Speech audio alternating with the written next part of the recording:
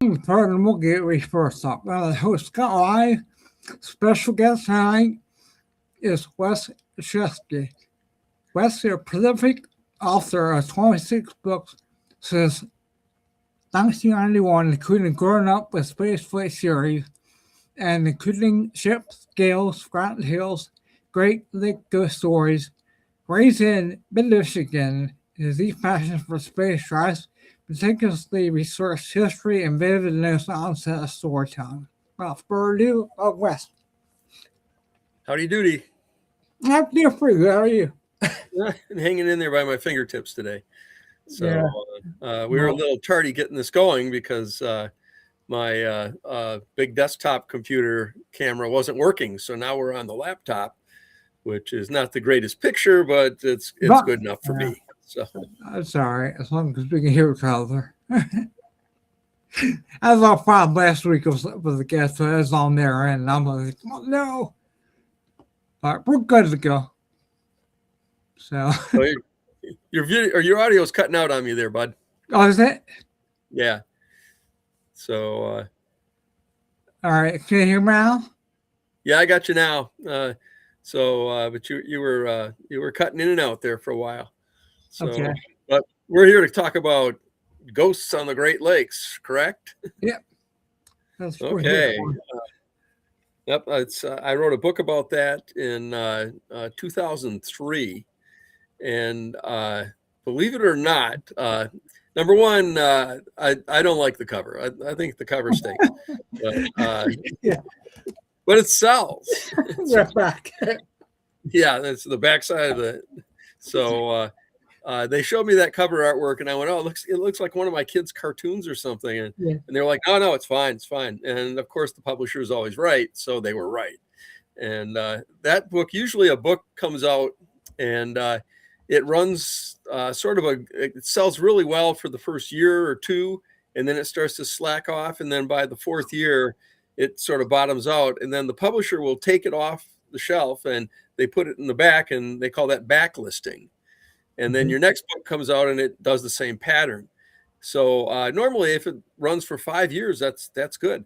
That book came out in 2004, and the bloody thing is still selling today. Now think about that. That's 20 years and it's still selling. So I cannot complain. Yeah. Or would you?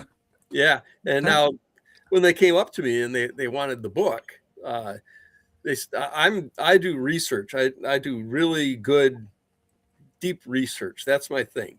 And if I hear a story about, or I see a story somewhere about a vessel that sank or something like that, I go looking for the names of the people, and I go looking for everything I can find, and then I look a little more. And I call it going farther, because I keep going and going until I hit that little gold nugget out there somewhere that everybody has missed, everybody's forgotten. And then I put that in the story, and now I got my story. When it comes to this, you can't do that with ghost stories, because it's really hard to verify who the ghost is, and or if it really happened, because these things they're just twinklings and then they're gone. So along the way, when I was signing books for various books that I had out, right now I've got 21 out on Great Lakes shipwrecks and maritime history, and that brings me up to a total of 28 so far. Wow. When it came out, I had just done an autograph session, and what happens is people come up to you at those, and they'll have a story that you wrote, and if it's about a ghost, they'll say, I got a ghost story, and I always say, well, yeah, let me have it, and then they'll tell me what it is, and then I'll scribble down the details and file it. And so when the publisher said, I want you to write this book, they said, do you have any ghost stories? I said, I got a whole portfolio full of ghost stories. They said, okay, that's what we want. And I told them, well, I can't verify any of these. I can't go in and research and verify them. They said, we don't want that. I said, well, what do you want? And they said, we want a book that people can just sit around the campfire and they can read it, or they can be in their camper, or they can be at home and in the dark and they can read it, and it'll be interesting. It'll be just something that's mystery to them, as it's mystery to all of us. That's the kind of stories we want. And I said, okay, I can do that. I don't think it'll sell, but I can do that. Well, I was wrong. It sells pretty darn good. So anyway, that's the origin of the whole book. And frankly, one of those stories is mine. And uh, another one that's in there is one that I kind of accidentally fell into. It's somebody else's story, but I was documenting it, and I sort of accidentally fell into it. So there's a story in there about ships that pass in the fog at Sault Ste. Marie. Uh-huh. And it doesn't list me. It just says the boat nerd or whatever, the guy that was there at the campgrounds. And when you're at a campgrounds, you always go before dawn to get your shower. That way you get the hot water. So anyway, I'd gotten up and went up to the shower, and I came out, and one of those famous Sault Ste. Marie fogs were just settling along the river. And I looked out on the river, and there were two masthead lights, and they were a strange kind of an amber color. You know, normally masthead lights are pretty bright. These were just sort of an amber color, and they just sailed down, and then they went around Mission Point, and they were gone. And then I got in and checked my scanner, and I wanted to see what vessel that was. And just as I checked the scanner, the Sioux Control came on and said the river is closed for the fog. And I went, okay, well, great. When the river opens up, that guy will be right around the bend, and I'll be able to go and I'll get a picture. And so I waited, and as the fog started to lift, I went out and they opened the river, and I looked, and there's nothing there. Absolutely nothing there. And I know every vessel on the lakes. And if that was a specific vessel with those two masthead lights that close together, I estimated it to be about a 300 footer or maybe a 275 or something like that. No, nothing. Nothing was on the river that size that day. So that's my personal ghost story. I actually saw a ghost ship. Right. So what era do you think it was from? I don't know. Probably an era where they were using hoisted lamps, oil lamps as masthead lights. That's why the amber color. So right. Okay. Yeah. So that's one of them. And then now I sent you some pictures of another story, and I don't know if you're able to pull those up or not. Sure. You want the house or windows? It's actually a keeper's quarters for the Point of Bach Lighthouse. And for those of you looking at maps of Michigan, yep. And if you go back a few, you'll see just the house when it shows it from the other side.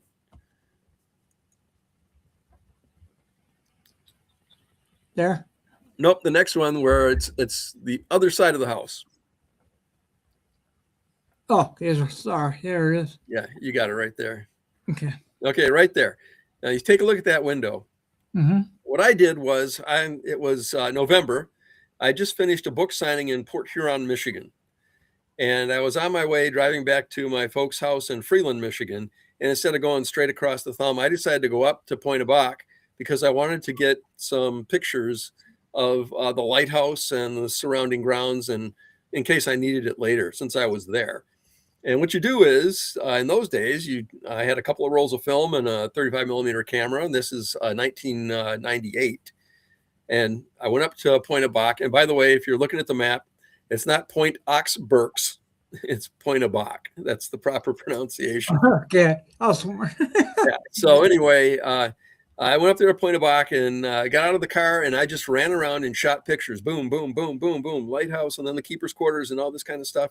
I took this picture right here, and then I took the one that you had before this about 90 seconds later, because I walked right past the house, stood and got the other side of it. And I got that picture, and then I figured I had all of my shots there later, and I got in the car and I left.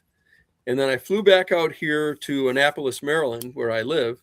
And it was, oh gosh, I took a film down to a grocery store, and they printed them off, and I got my pictures back. And one night I was sitting going through these pictures, and I saw that picture first. And then if you look at the next one and see that same window, you'll see that there's a difference between the two. You got this one, right? And now go to the other side. No, you got to go one more. There you go. Now look at the window. Mm-hmm. You see the difference? And when I looked at the two photographs, I went, whoa, what's going on with that window? And so what I did is I popped a lens off the camera because you can look through it with your eye and get sort of a microscopic look at it. I got a real good look at it, and I went, that curtain looks like it's pushed aside and somebody's looking out of that window. Yeah, it does. Okay, well, there's a problem. That facility had been locked up in the end of September, and I mean padlocked. Okay, end of September, and this was middle November. Nobody's supposed to be in there. Absolutely nobody. So I decided, okay, I know the story of this place, and I know the ghost story of it. So maybe I'm kind of just predisposed to say that this is a ghost. Right. So what I did was I took the pictures with me, and at the time I was flying as an airline pilot. So what I would do is whenever I'd have a flight, I'd call some flight attendants over and I'd show them the two pictures, and I'd say, what's the difference between these two pictures? And about 99% of them would point at that window and go, well, somebody's looking out that window. So I decided, okay, that's pretty cool. So when I got back to Annapolis, I took the photos and I took the negatives actually and the photos down to a professional photographer. And this guy says he gets ghost photos all the time, and he was sort of like, yeah, right. I'll take a look at it, let you know if there's anything. I said, okay. So he says, yeah, it looks different, and so it could be some kind of a reflection or refraction, whatever. So anyway, he says, I'll send you an email if I find something. I said, all right. So I got home, and the next morning he called me on the phone, and he says, you got to get down here right now. And I said, why? He says, you got one. You have got one. I said, oh, wow. So I got down there, and he starts showing me the blow up of it. And now somewhere in there, we got a zoom, and there you go. Now people will say, well, that's just a tree branch. Well, the only tree that was big enough to make that reflection was about 30 yards away. So it can't be one of those trees. They were just little tiny trees. And one of the things he pointed out is what these arrows show right here. He said, if that's a branch, when was the last time you saw a branch floating in midair? Because if you look, there's a white break down below and there's a white break up above. All right. He said, what that is, he says, that's the crook of someone's arm. Someone is looking out of that window. And the more I look at it, the more I think the someone isn't looking at me. The someone is looking in the opposite direction, looking like over my shoulder and away. So I was to the northwest of the building, and that person is looking to the southwest of the building. So anyway, the story that goes along with that is there was a woman by the name of Pamela Kennedy. And back in the late 70s, early 80s, her parents became the keepers of this property because the Coast Guard still operated it, but they would get private people to come in and live at the property over the tourist season and be keepers of the property, make sure everything was maintained and that sort of stuff. They had problems because right after they got there and moved in, they'd leave for the night, lock the whole place up, and they'd get home and they'd get a call from the sheriff's deputy that would say, all your lights are on. And so they'd go back to the property, unlock it, go inside, turn off the lights. They'd go back home again, get another call from the sheriff's deputy. Your lights are on again. Didn't you turn them off? Yeah, we did. They were back on. So that's the kind of stuff that went on with this. And this woman's parents, who were the keepers, kept telling her, we want you to come and stay with us at the lighthouse. And she says, nah, the place creeps me out. I'm not going to do that. Finally, she gave in to her parents, and she decided to stay in the guest room. That's the guest room. Oh, really? Yeah, she was there with her. She was there with her dog, and she said one night she went to bed, and in the middle of the night, the dog was sleeping with her in the bed. In the middle of the night, she wakes up and the dog's gone. And she looked around, and the dog was outside her door, looking down the stairway. And she called the dog. The dog didn't turn around, so she went to go and get the dog. And the dog still didn't want to look at her. And she says, what's going on with you? And she looked down at the bottom of the stairs. And down at the bottom of the stairs, she saw a woman standing there with her hand on the banister, and she had on a white cotton dress with a high collar, and she also had on an apron that was tied at the waist, and the top of the apron was turned down the way that housekeepers would do when they weren't cooking. They'd turn that down. Mhm. The woman looked right up at her, and she said she wasn't scared. She said what she got the feeling that the woman was trying to tell her, it's okay, you can be here. Welcome. And just when she got that feeling, the woman disappeared. Mm. Now, she told this story to all kinds of people, and they all thought she was nuts, right? Told it to me. And I said, well, I saw her at a book signing, and she told me the story. And I said, well, I'll go there and I'll look around, see what I can find. So on my trip there, I took all these pictures, and I got home and found out this is what I saw. So I called Pamela at home and I said, remember the ghost story you told me about? And she said, yeah. And people thought you were nuts. And she said, yeah. I said, I have her picture. And she went, no, really? And I sent her the picture or a copy of it. And she looked at it and she says, I see her. She's right there. So still, it's kind of subjective. Do you see it or do you not? Is it a reflection? Well, my brother is an absolute skeptic. And he and I sat down a few weeks after this all happened, and we took the other pictures and we mapped out every single tree that is on the property, or at least was on the property at that time. There were none that could have cast a shadow like that. Absolutely none. So he still doesn't believe it. He still thinks it's like a warp or something in the glass. And I said, well, look at the other picture the other way. It's not there. So it's there. I walked past and somebody opened that curtain and looked my way or looked over at my shoulder. So anyway, that's the ghost of the Point of Bach lighthouse. And some people say they see a man. I've had a couple of other authors say that they see a bearded man there. I don't know that, but I think it's a woman in a white dress. Yeah, I think so. Because I think it's your arm. Yeah, and that's her arm, and she's got that curtain pulled back. So once again, and also if you look in the other window that's just almost out of the picture, you can see there are reflections there from the tree that's in front. Yeah, a tiny tree with very small branches. Yeah, but that one's reflecting on the middle window, though. Yeah. So it would be there, and that's another thing the photographer told me. He said if this was a tree that was reflected in there, it would come right through that middle window, but it doesn't. It's not there. And he says, also take a look. You can see the inner window sill. So if that was a tree, it would black out that inner window sill too. All right. It doesn't. So now there was one female keeper of that lighthouse, but she was described as being very portly. So I'm not sure if that's who it is or not. Once again, it's a ghost story. So, what are you going to do about it? So anyway, there we are with the ghost of the Point of Bach lighthouse. Now that place is a campground now. Oh, is it? Yeah. So if you want, you ghost hunters on the Great Lakes, go up there and camp out and see if you see anything. Take a lot of pictures and see what happens. Yeah. I'm a ghost hunter. I haven't got out for a long time. But and it's a funny thing. I hear people talking about the TV shows, the ghost hunters, this and that, and the other. Yeah. And one of the things that I find non sequitur is that these apparitions do not appear on a Hollywood film schedule. Okay. Right. If the producer gives you a schedule to go someplace, that doesn't mean they're going to be there. Sure. So the odds are great. You're not going to see anything. Everything kind of happens by chance like that.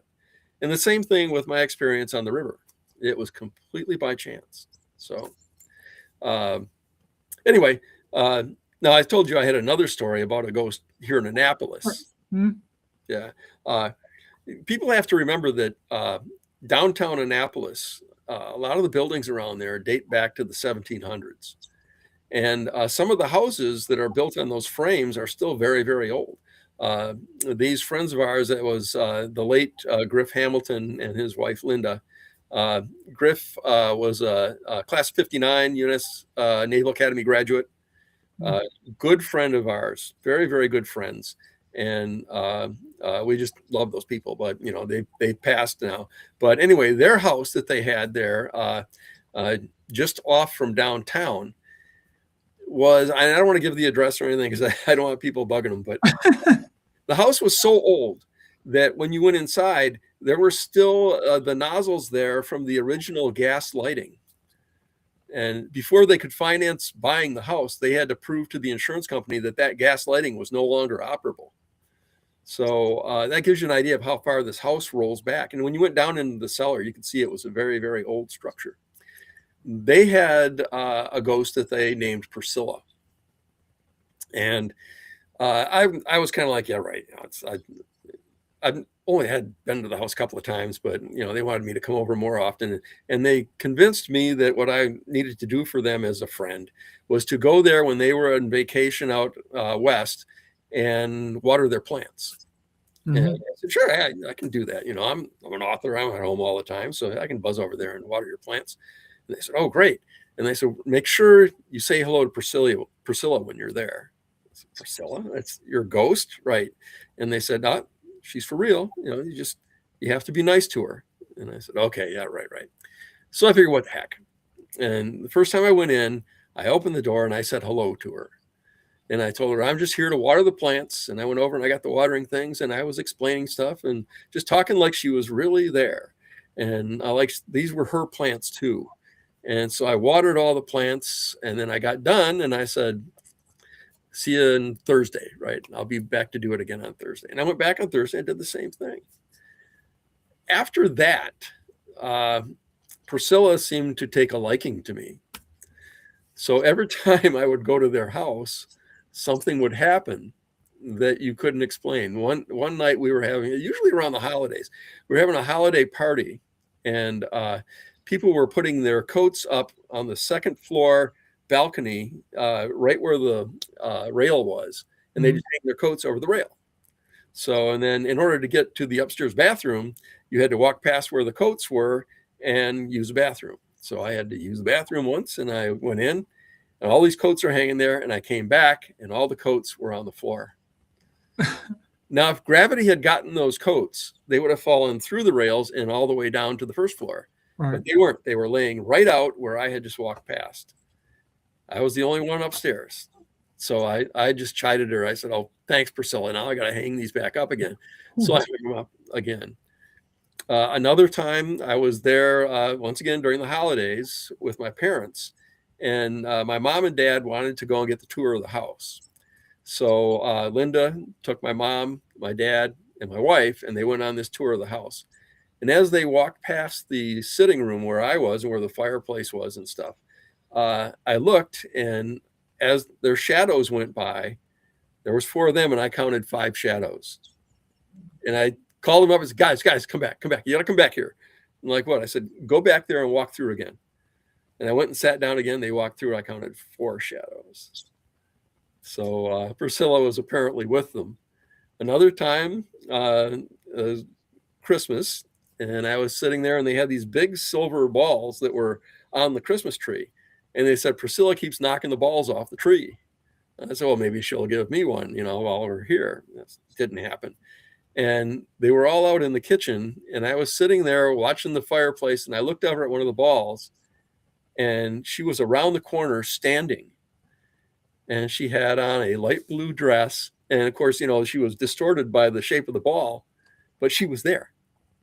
And so I said, okay. And I got up and I walked over and I looked around the corner and there was nobody there. And I looked back at the ball and she was gone. So my wife had an experience with her. If Priscilla got mad, she would make paintings drop off the wall. And so the women got together and they decided they were going to have sort of a sewing circle at this house. So off they went to do their sewing circle. And my wife came home and she said, Priscilla's really in a bad mood. And I said, why? She said, we were out down there sewing and bang, we heard bang. And she said, 3 pictures had fallen to the floor and all the nails are still in the wall. And I said, yep, Priscilla's angry with you. She says, what did we do? And I thought about it for a while, and I went down and I did some writing. I thought, wait a minute. I went back upstairs. I told my wife, I said, I got it. She says, why? What is it? I said, in Priscilla's day, what did women do as a pastime? She says, I don't know. They cooked and they did. I know what they do as a pastime. And she said, they maybe, I don't know, I had a sewing circle. And she said, oh, yeah. And I said, you had a sewing circle and you didn't invite Priscilla. And she went, no. I said, right. And so every other time then they had their sewing circle, as soon as they got there, they would welcome Priscilla into the sewing circle. No more problems. So now the best one, and this was on a New Year's Eve. We were all gathered there for New Year's Eve. New Year's Eve is a big deal in Annapolis, so we were out watching the fireworks and stuff. And then we came back and it went on for about another half hour. And then people started to leave. And I'm a lifelong non-drinker. Okay. So I don't drink and I don't do drugs or anything like that. That's just me. That's just the way I like to live. And so I was the only sober one in the house, which means that I got to drive home because my wife likes her wine. Okay. So, and Linda and Griff were big wine people. So there was a lot of wine that night. Anyway, everybody's leaving. And it turned out it was just Linda and Griff and myself and my wife. And I said, okay, we're getting out of here. I'll go get the coats. And she said, okay. So we had gotten there first. So we hung our coats up in the entranceway to the downstairs cellar. There's some coat hooks there. So I went and I got her coat and I got mine. And I'm half in the door and half out. And I turned around and I heard a female voice say, Wes. And I thought a guest was left over. And I turned around like, who? And there was nobody there. And it was Priscilla. She said my name. So anyway, for those of you who are skeptics, I was there and I heard it and I was there and I saw it.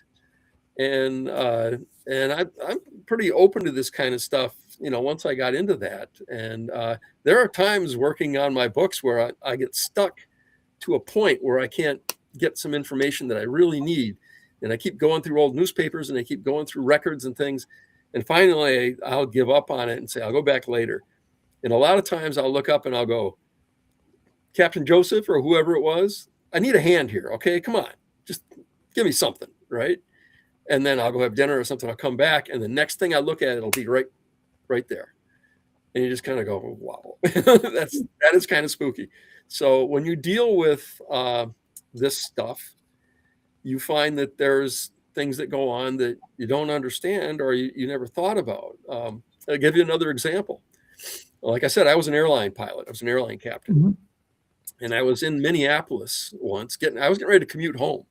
So I'm in my uniform, right? And walked down to my gate and I got my pass for my flight. I'm going to jump seat home. And I just sat down waiting for them to call the gates. And a lady came over and she said to me, what do you do besides flying? And I said, well, I'm an author. I write books about history. And she says, what kind of history? And I said, maritime history of the Great Lakes. And she says, okay. She said, you have some people around you. And I said, what do you mean? And she explained to me that she was the thing called a medium. She says, I'm a medium. And she says, I'm telling you right now, you have people around you and they're waiting for you to do something. And she says, some of them are in uniform. And I said, what kind of uniform? And she says, well, not like yours, sort of a different kind of a uniform. And I said, like a ship's captain's uniform or a ship's officer's uniform? And she went, that could be. And I said, man, I wish I had some of my research material here because I would thumb through some pictures and show them to you.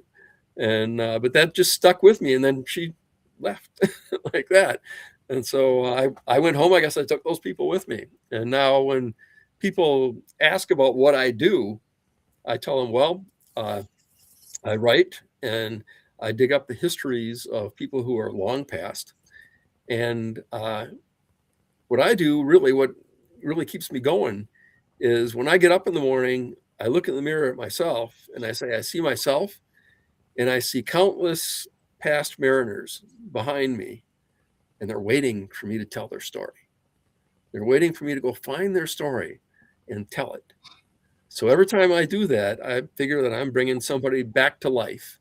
Their story's coming out. And that's added another flavor to all the stories that I do. And I think that's part of the popularity of my books and my stories. So Yeah. Wow.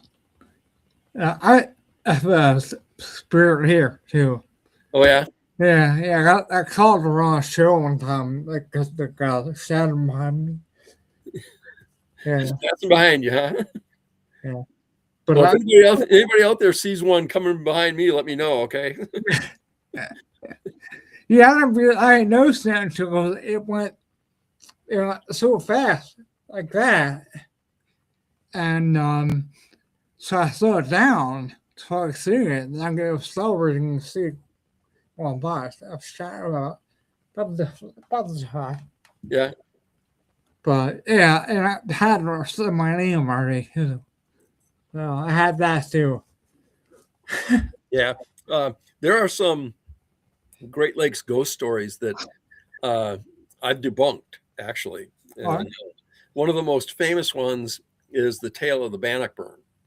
The Bannockburn was a pre-1900 steel freighter. And it was built in England. Came over here. It was canal sized, meaning it could get through the locks on the St. Lawrence River and get to the Great Lakes. So it has to be under 261 feet in order to do that in those days. Nowadays, 730 footers go through there. But back prior to the St. Lawrence Seaway, that was what you had to do. And so this freighter was built over in England, and it came over here to work. And it had some problems, but they usually do. And it was involved in a storm on Lake Superior and vanished. So there were no survivors. Very little wreckage was found. Some of the wreckage they claim was found is kind of like there's a story that an oar was found wrapped around with a sail material wrapped around it, and the name Bannockburn was on it. And just to make sure that the name would be seen, it was entrenched in blood. Oh, Come on, it's no. So now it's not uncommon for vessels to go missing on Lake Superior. It happened all the time. Well, then later people would say that they had seen the Bannockburn, and they started calling it the Flying Dutchman oh, of Lake Superior. Mhm. Well, there's a problem. The Bannockburn had a twin sister called the Rosemont. The Rosemont, and you put the Bannockburn side by side, they look exactly alike. So you get a nice misty morning on Lake Superior, and you see this freighter coming, and you go, oh, "That's the Bannockburn," okay, and then it disappears into the fog. And no, that vessel ran on the exact same lines that the Bannockburn did. Even in newspaper accounts where they show vessel passages, in these days, what they would do is a vessel man would, from the newspaper, would go out in a rowboat. And when the vessel came through the Detroit River down by the lime kiln, they would sit there and they would read the name of the vessel and they'd note the time. And then they'd row back, or they'd wait for the next vessel and they'd note the time. And all that would be published in the next day's newspaper. I found where the Bannockburn was, when she was still afloat, was listed once and listed again on the same day, both times going downbound. She couldn't be in two places at one time. Okay, but if you went back and looked at other passages, you found out one of them was the Rosemont.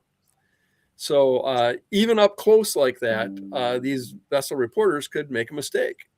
And so that seemed to be a thing for a long time. Now, we have not found the Bannockburn. She's still missing on Lake Superior, which is interesting. Now, we'll find her eventually. The problem is that Lake Superior is incredibly deep. That's when I see how deep it was. Yeah, and it's incredibly vast. And they were recently, they had been looking for the Western Reserve. The guys from the Great Lakes Shipwreck Historical Society had been searching for the Western Reserve.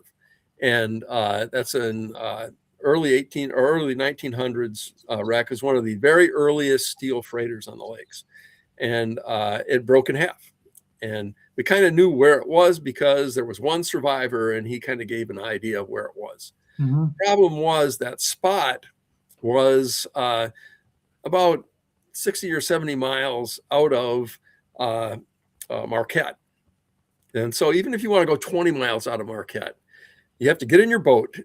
You got to go put out before dawn, get out there, drop your sonar fish, and start looking, start what they call mowing the lawn.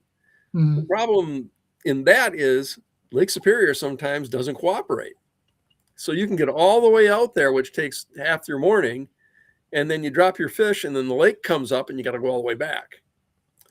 So you can waste a lot of time looking for this one little target.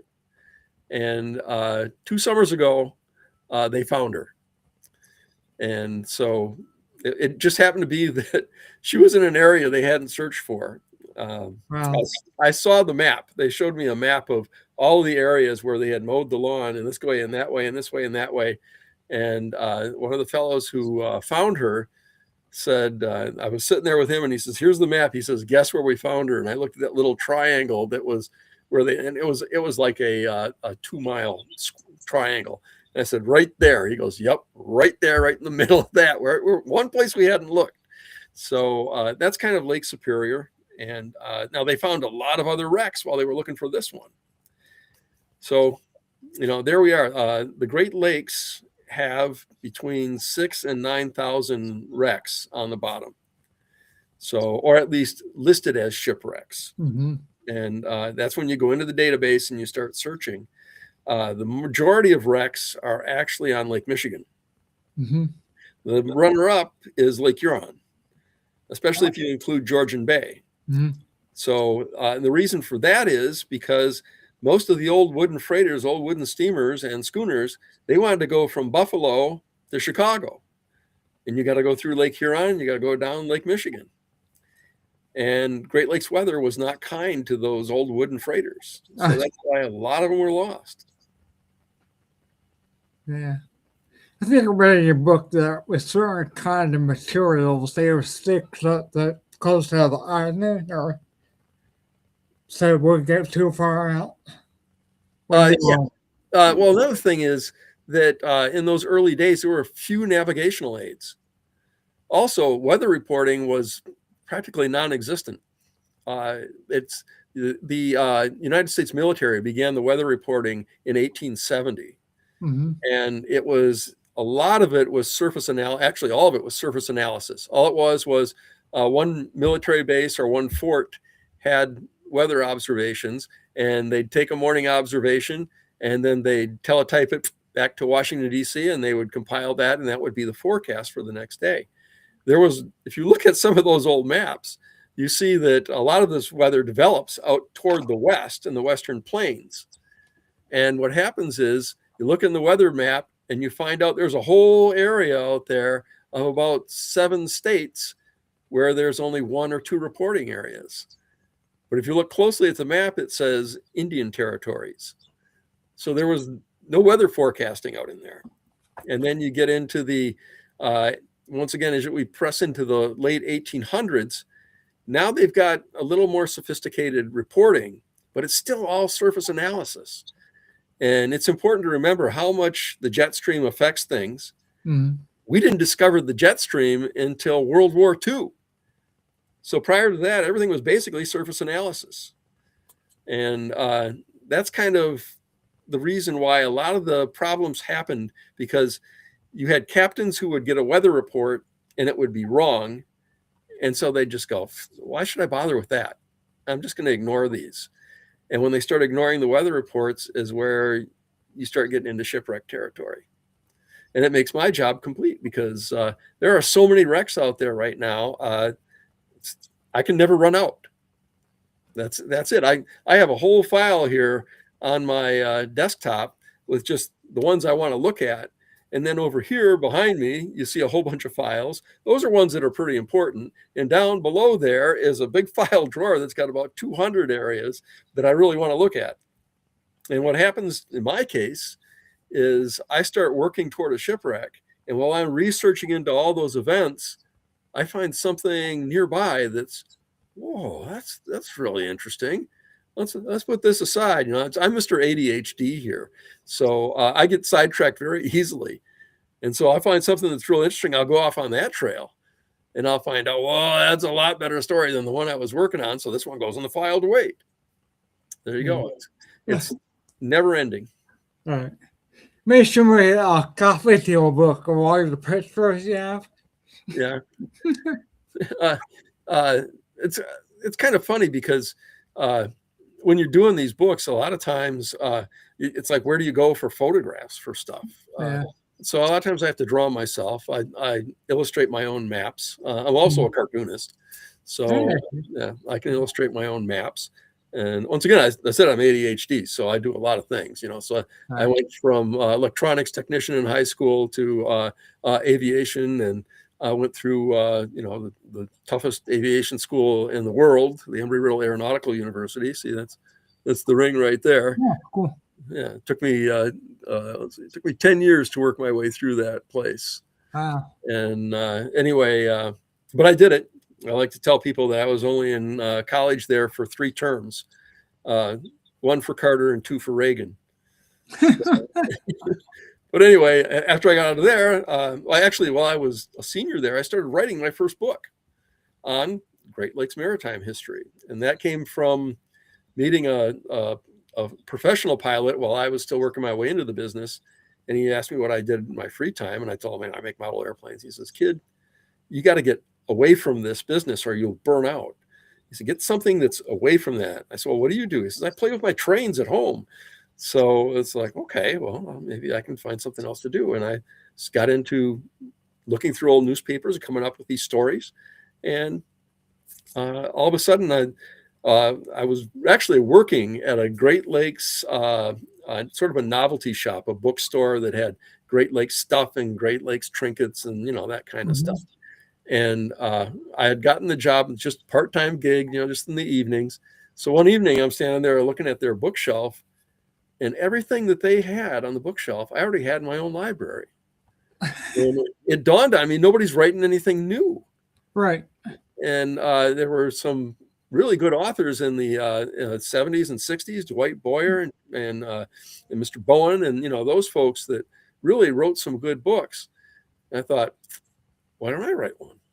And at the same time, I was working as a delivery guy for Fox Photo Company, driving a Fox Photo car around to those little yellow booths and stuff and delivering photos and picking up photos. And I got an hour lunch hour, and I said, well, I sat down in my car and I had a legal pad and I had some of my newspaper articles. I started my first story. And then I went back to college to finish up that year. And I met my wife. And she says, what are you doing? I asked her, what are you doing tonight? It was Halloween. And she says, I'm going to go to a party. And she says, what are you doing? And I said, I'm working on my book.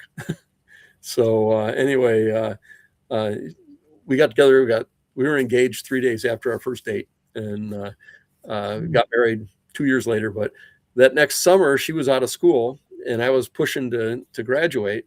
So she took everything that I had written on legal pad, and she took it to the student newspaper office where I was the cartoonist. And she was one of the editors, and she put it all into the computer, and we printed it out. I sent it off to the biggest printing house or biggest publishing house on the Great Lakes, and Freshwater Press, John Greenwood, the late John Greenwood stuff. And I sent him my manuscript, and he sent it right back with some really rude comments in it. And I was like, well, gee, that's not good. So I had a second copy of the manuscript, and I just tucked it away while I went and did the pilot thing. And then while I was working on my CFI, flight instructor's rating, I was also writing my next book. And I thought, maybe I should send that manuscript somewhere. And I reached up on my shelf and I pulled down a book, and it was from Avery Color Studios in Marquette, Michigan. Actually, in those days they were from Autrain, Michigan. So I got on the telephone. You could call, the operator then, say long distance for Autrain, Michigan, Avery Color Studios. They gave me the number, and I called up and I said, do you accept manuscripts from unpublished authors? And the lady who answered, her name was Anita McCullum, and I didn't know it. She was the owner. And she said, yes, we do. And I said, I'm sending you something. So I sent off my manuscript, and then I waited. About just about a month went by, and I thought, I'm going to call them up and I'm going to get my rejection over the phone. So I called them up, and Anita answered, and she says, "It's amazing. You should call me right now." She says, "I have a contract in the typewriter for you for your manuscript." Wow. Really? She says, "How does $1,500 sound?" And I said, "Yes, I'll take it."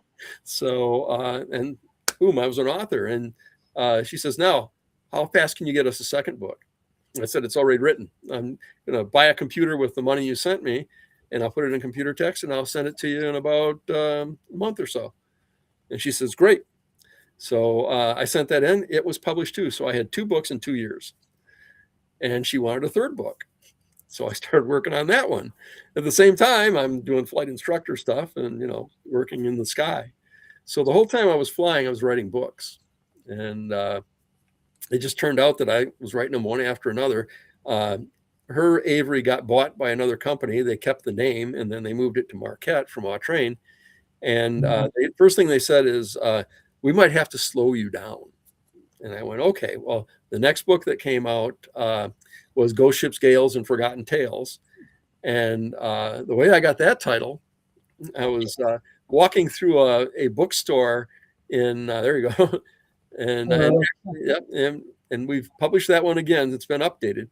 So I was walking through a bookstore in Fort Lauderdale. And there was a girl there on the ladder was doing books around. And I said, "How does this sound for a title of a book?" And I bounced that off of her, and she said, "Oh, I love that. Yeah." And I said, "Good. You just titled my next book." So there we went. And so then they said, "Well, we're not going to slow you down anymore." And I said, "Listen, how does a book every other year sound?" And they went, "Good enough." So I just kept churning out the books. And the only time I had to slow down was when we had our first child. And it's pretty hard to be the stay-at-home dad who's raising a baby and be an author at the same time, because you never get to sit down as a parent and concentrate on anything for more than 30 minutes. And to author, I have to go for hours. So I told Avery, I said, "You're not getting another book from me for at least 4 years." And they said, "Okay." Yeah. When I went to school, I worked for computer technology also. And I went, and I was going nights. And we just had Connor, our son. That's like 23 years ago. But I'm taking her a day and they go to work at night. So yeah, I know it's like that. Yeah, I did that for I went to school for I got an associate's degree, so about 2.5 years I went for that. So Yeah. So now the aviation industry during that period went into a real slump, especially with 9/11. So yeah. everything went into a big slump. And I was going out, I got furloughed from my job, and I was going out to do some interviews. And I did an interview. And, after you've been up and down the seniority list a couple of times and made captain a couple of times, you go to interview for starting at the bottom again. And it's kind of hard to do that. And so my interview didn't go very well. So I was on the flight coming back from, I think it was from Phoenix or somewhere like that. And I got home and I just took my stuff and I dropped it on the kitchen floor. And I told my wife, I said, "That's it. I'm bagging it. I'm not doing this pilot thing anymore." And my wife said, "Well, it's about time." And so anyway, she says, "You should just be an author." And so there I am. I'm just an author now. And I'm really liking it because books make people happy. And when I was flying, how often, as a pilot, do you make people really happy? They're glad to get to their destination, but they're pretty much like, "Bye, see ya." And there you are. Or they're like, who did that landing? So I love the bye-bye thing. Side story. I love side stories. I was flying for Northwest Airlink, and I was commuting home on United. And so I got on the United flight from Minneapolis, and we're heading to Chicago. And the captain goes, "I forgot to put my bid in." And he says, "We hit the ground. I got to run and put my bid in. Otherwise, I'm going to miss it, and I'm going to get a real crappy bid." And the first officer said, well, man, he says, look at the time. He says, I got to split as soon as we open the door because I got a connecting flight to get home. And they looked at me and they went, you're going to do the bye-byes. And I went, I don't fly for United. And they went, hey, you're a pilot, you're in uniform, you got the wings, you got the hat. Okay, just stand in the doorway and go, bye. That's all you can do. I said, okay. So we hit the ground and that door came open. Those two guys split. And I came out and I stood there and went, bye. The lead flight attendant came up and she went, you don't work for us. So the captain told me I had to do this because he had to leave. And she's like, oh, okay. So bye. Nobody knew the difference. So how many people were on that flight? This was probably, I don't know, 130 or so. Right? So it was just, I wasn't in a hurry. Yeah, probably be like, bye. I'm just holding your arm up. So don't get me going on airline stories and pilot stories because anyway, like I said, I like doing the work. I like making people happy. I like bringing these long lost people back to life. That's kind of important. And I had somebody that read one of my books recently, and she sent me a message and said, I made a typo somewhere. And she said, you typoed this. And I was like, well, what happens? It's, it's 75,000 words. You got to miss one or two, maybe sometimes 11 or 20. And I said, so you caught that? And she says, yes. She says, I'm a school teacher. So that jumped right out at me. And I told her, okay, I'll tell you what. Do you know who was the captain of that vessel? And I said, Captain Hayes. Do you know who he was? No. And I said, so you didn't read the rest of the story to find out all about him and what happened to him and all. I said, those were real people. They're not fictional characters. Those were real people. And they're long gone now. I think they would appreciate if you read their story and ignored my typo. And she says, now you make me feel bad. I said, oh, sorry. I feel bad about a typo. I don't like them either. So. Yeah. I brought the critic, right? So anyway, what we got, like 6 minutes left here? Yeah, got a few left. Got our soap. Well, I'm going to run out of voice shortly. So yeah, me too. I have a little bit of cold.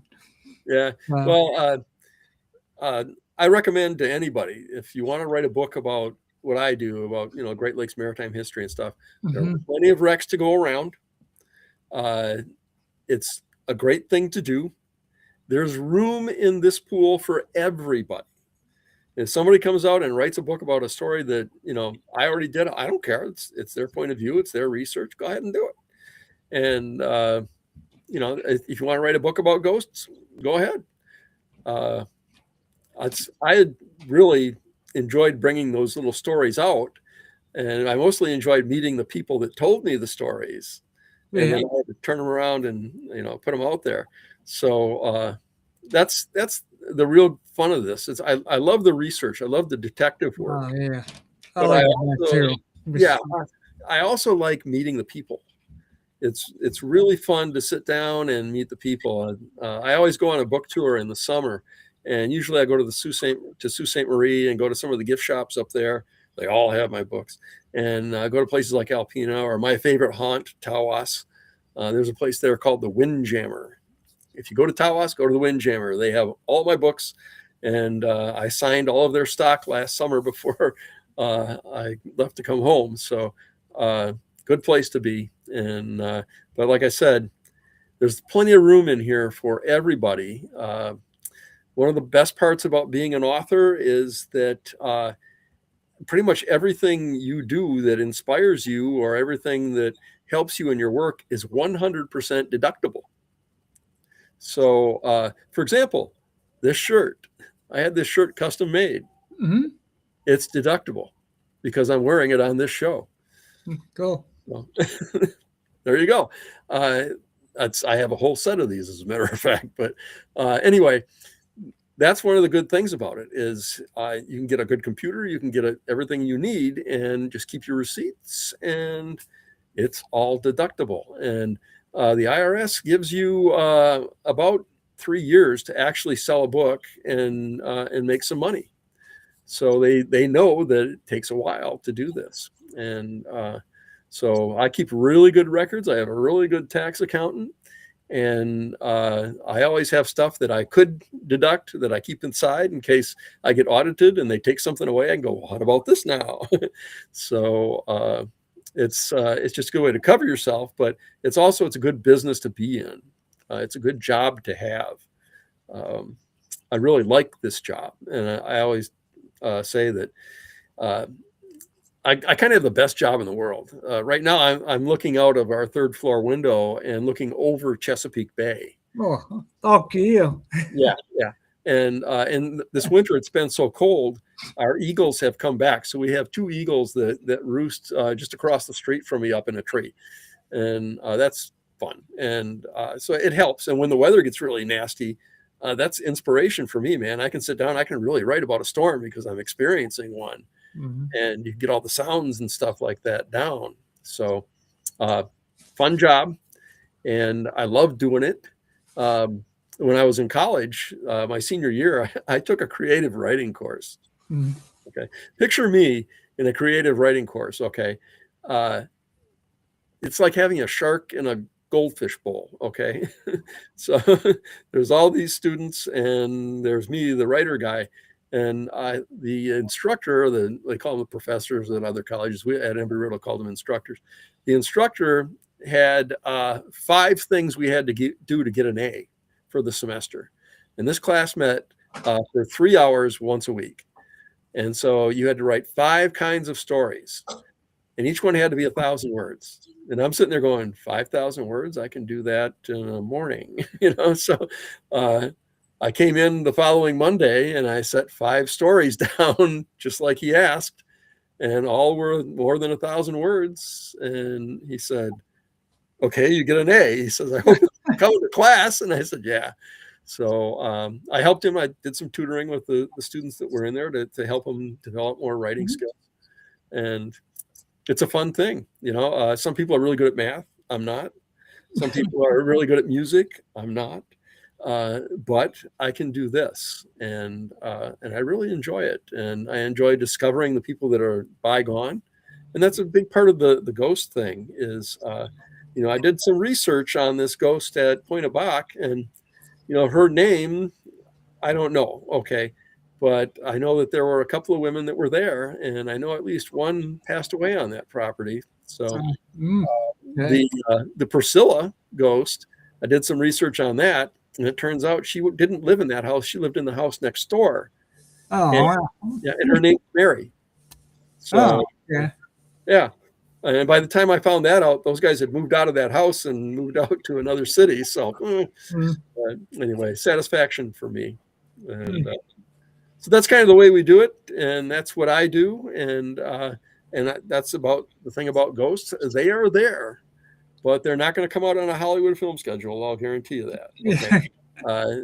If they're going to see you, they're going to see you. But always treat everything like they can hear you, because I'm telling you, they can hear you. Y'all come to Ohio. Oh yeah, well, I come through Ohio often. Yeah. Do you ever go to the Paracon at all out here? No, I've never done that. Yeah, it's in May. Yeah. Yeah. You come there sometime with your books and so. Yeah, spread my books around and see if they want me to come and talk or something like that. And yeah, we'll see if they can come up with a little money, and I'll guarantee I'll be there. Yeah, so. I think that's our second ever that we're really good with our team. I think it was $100 for a table on a spot. Yeah. But I think I'm not bad, but yeah. So yeah, there's a lot of authors there. Yeah. Well, I better get going here. So sure. Yep. Anyway, we've had our hour, and it's good talking to you, man. Good meeting you. You too. And hopefully we'll talk again sometime. Okay. Take care, friend. Yep. Bye-bye.